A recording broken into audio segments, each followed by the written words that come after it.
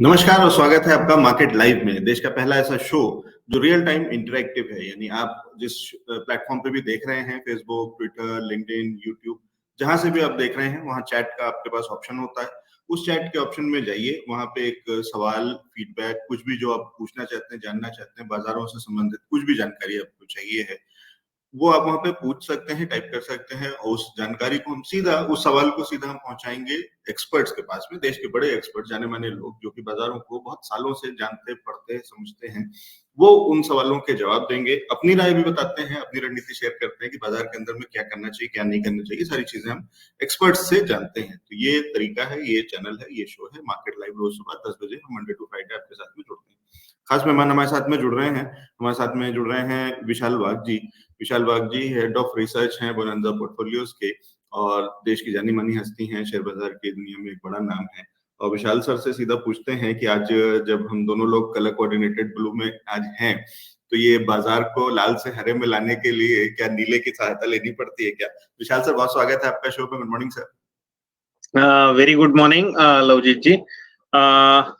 Blue की तो सहायता लेनी ही पड़ती है, डेफिनेटली कहीं ना कहीं बाइंग का सपोर्ट चाहिए बाजार को ऊपर लेने के लिए, बट अभी भी वो इतना प्रॉमिसिंगली आते हुए नहीं दिख रहा है। लेकिन जो पिछले 3-4 दिन में हम लोगों ने एक अच्छा खासा सेल ऑफ मार्केट में देखा हुआ है, डेफिनेट डर का माहौल तो मार्केट में जरूर है। जी, डर का माहौल है और अभी तो फिलहाल चल ही रहा है, जारी है। लेकिन विशाल साहब, मैं ये एक चीज़ समझना चाह रहा था कि बहुत सारे हमारे दर्शक जुड़ गए हैं और शायद उनके मन में भी ये सवाल होगा, लेकिन ये मेरा सवाल मान लीजिए। किटी मल्होत्रा जी हैं, गुड मॉर्निंग। मिन्नतुल्लाह जी, गुड मॉर्निंग। विश्वजीत दास जी हमारे साथ में जुड़ गए हैं, गुड मॉर्निंग। तन्मय जोशी जी हैं, स्वागत है सर।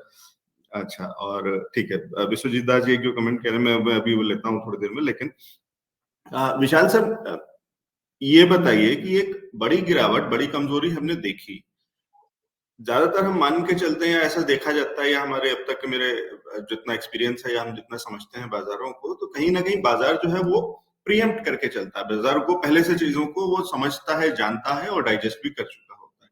तो कई बार हम जब देखते हैं कि इवेंट जिस दिन हो रहा होता है उस दिन उतना उसका असर नहीं होता है, उससे 2 दिन पहले वो हो चुका होता है, जब वो इवेंट भी नहीं हुआ होता है। क्या ये जो गिरावट है, क्या हम मान लें कि ये इसने बाजार ने पहले से देख लिया है क्या होने वाला है, उन चीजों को डाइजेस्ट भी कर चुका है और अब इससे ज्यादा खराबी नहीं आ सकती?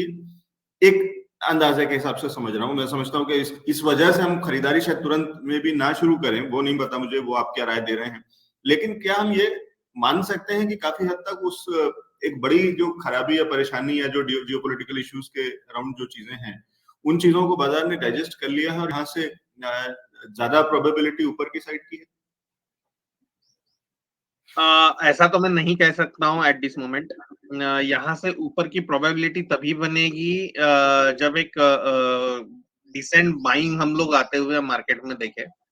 अगर हम लोग एक पूरा जब से पर्टिकुलरली पैंडेमिक के बाद का अगर सिनेरियो देखे, जो 2020 में बॉटम बने थे, वहां से जो रैली हुआ है तकरीबन तकरीबन हम लोग एक पकड़ ले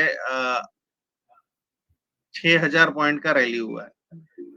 उसके अगेंस्ट हम लोगों ने अगर 18,600 से 2,200 पॉइंट खो दिए हैं, 16,400 तक के लेवल देखे हैं, उसके बाद एक बाउंस बैक देखा है। तो कहीं ना कहीं बाउंस बैक सस्टेन नहीं किए हैं, हम लोगों ने नए हाई नहीं देखे हैं, तो चांसेस ये रहेगा कि ये 16,400 जो हम लोगों ने बॉटम देखा हुआ है वो एक बार रिटेस्ट होगा या पेनिट्रेट। ओके, तो एक बड़ा जब भी बड़े मूव्स मार्केट में आता है तो हम लोगों को एक बड़ा हॉरिजॉन देख के मार्केट में चलना पड़ता है।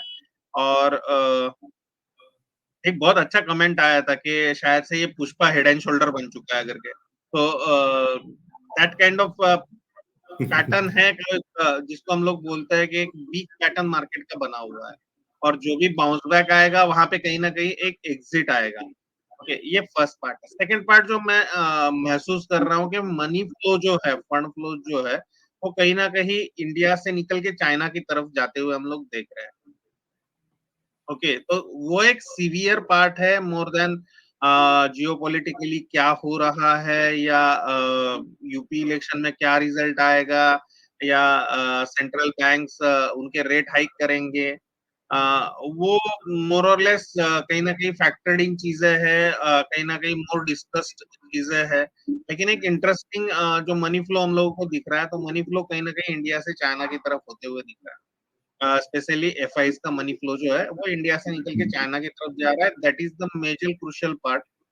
अगर ये मनी फ्लो वहां से वापस इंडिया में आना चालू नहीं करता है, कहीं ना कहीं एफआईज का बाइंग चालू नहीं होता है, तो आगे आने वाले 6-7 महीने थोड़े दिक्कत भरे मार्केट के लिए रह सकते हैं। मैं ये नहीं कहूंगा कि हम लोग बड़े करेक्शन देखेंगे। हम लोग मोर और लेस 70-80% ऑफ जितना करेक्शन देखना है वो देख चुके हैं। लेकिन यहाँ से जो स्टॉक चलेंगे वो सेक्टर स्पेसिफिक होंगे। मिड कैप, स्मॉल कैप अभी कितना चल पाएंगे वो थोड़ा सा डाउट रहेगा। जो भी इन्वेस्टमेंट करनी है वो फ्रंट लाइन में करनी है, अच्छे स्टॉक में करनी है, वैलिड स्टॉक में करनी है। डिफेंसिव के कहीं ना कहीं बड़ा रोल मिलेगा, तो कहीं ना कहीं pharma, FMCG, consumer durable, consumer staples, इसमें ज्यादा मनी फ्लो होते हुए दिखेगा। तो यहाँ से इन्वेस्टमेंट के लिए डेफिनेटली एवेन्यूज बड़े ओपन हो जाएंगे।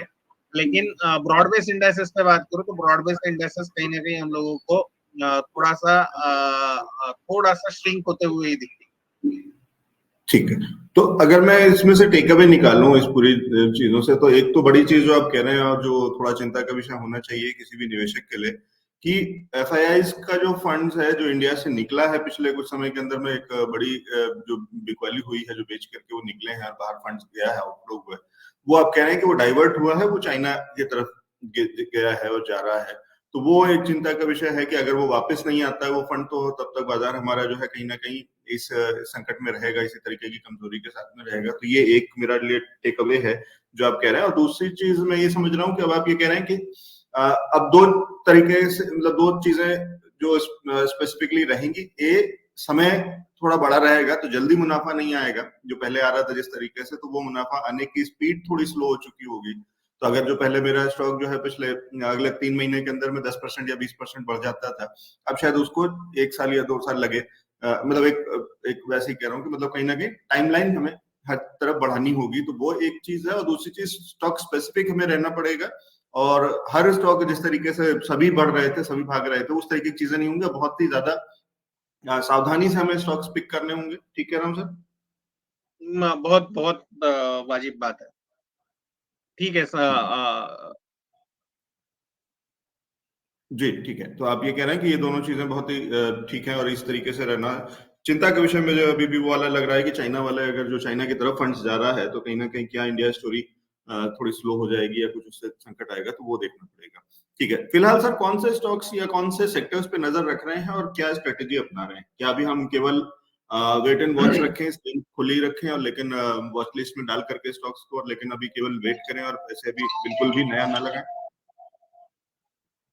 इसमें दो चीजें जो हम लोग प्रॉमिसिंगली देख रहे हैं, उसमें फर्स्ट पार्ट है आपका फार्मा। कहीं ना कहीं फार्मा हम लोगों को बॉटम आउट होते हुए दिख रहा है।